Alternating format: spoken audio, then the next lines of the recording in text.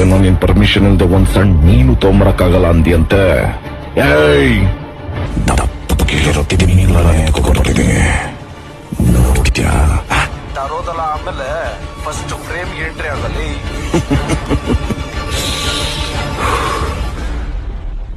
ನಾನ್ ಫ್ರೇಮ್ಗೆ entry ಆದ್ರೆ frame ಅಲ್ಲಿ ಬೇರೆ ಯಾರು ಕಾಣಿಸಲ್ಲ.